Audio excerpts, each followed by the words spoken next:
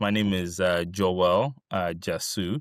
I was born and raised in Uganda, a small slum called Banda, which has one of the worst living conditions, quite honestly, in the country. So I was born and raised there to two parents who had five children, and I happened to be the last one. And I usually like to joke that I was their favorite.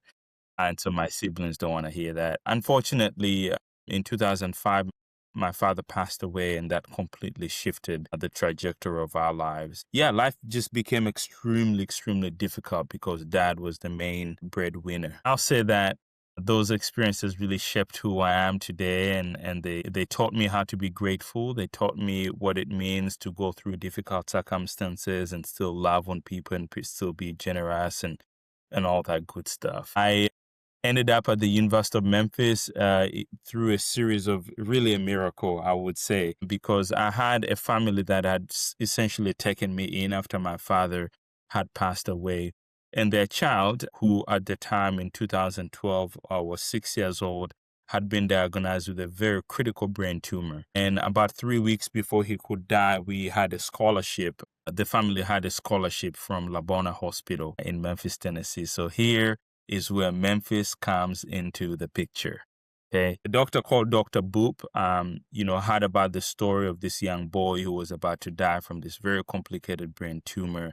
He had so much compassion on him that he talked to the board of Labona Hospital, and the board decided to scholarship the entire surgery. And so the family came to Memphis for the surgery. The surgery was very successful. It was written about in the Memphis Medical Journal, and different people read the story. And a group of men visited the hospital to visit this Ugandan pastor with a 6-year-old who had had a very successful surgery. And those four men, I just fell in love with my adopted family, and they later came to Uganda for the next summer because my adopted family had started an orphanage in Uganda that these four men in Memphis wanted to be a part of and support. When those four men came to Uganda, they found me volunteering at the orphanage there, and one of them happened to be an architect. And I'd always wanted to be an architect all my life. In fact, I'd gone to school in high school and did technical drawing and drafting, and he asked me, Joel, what do you want to do? I said, I want to be an architect. He never said anything, and I had no idea that he was an architect. He came back to Memphis, and he gathered a group of people around Memphis, including the American Institute of Architects, the Memphis chapter, including people like Lunaric Skis here in Memphis, and the principals of that company. They basically put together a fund that would scholarship me to come from Uganda to come to University of Memphis on a full ride scholarship to study architecture. Needless to say, I don't say this often, but I ended up graduating with one of the highest GPAs the program I'd ever seen in 10 years. And so just really grateful for the opportunity to come to University of Memphis and really experience that. And I'll tell you one really quick story that changed my life. Miss Drew Welsh. Miss Drew Welsh was the director of admissions at University of Memphis when I was there. I'm not sure if Miss Drew Welsh is there. She's still there. She's still the director. But I tell you what, she changed my life. And I'll forever be indebted to Miss Drew Welsh. I walked up to Miss Drew Welsh's office. It was the end of May, right before the beginning of the month in June, and we're looking for a way to get to University of Memphis. I walked up to Miss Drew Welsh's office. She said, son, man, the admission process was all closed. Admissions were due in December. This is May. This is the end of May. And Miss Drew Welsh, she said, look, son, even if I wanted to help you, I just couldn't.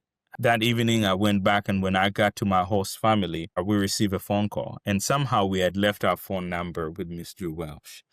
And we receive a phone call, and my host picks it up, and Miss Drew says, hey, is this Joel? And my host says, no, this is not Joel, but I can give him the phone. And so she hands me the phone, and Miss Drew Welsh said, hey, Joel, I just want to tell you something. I said, yeah. She said, I've been here 35 years, and I've never done this for anybody. But when you left my office, I just felt the prompting to do this just for you.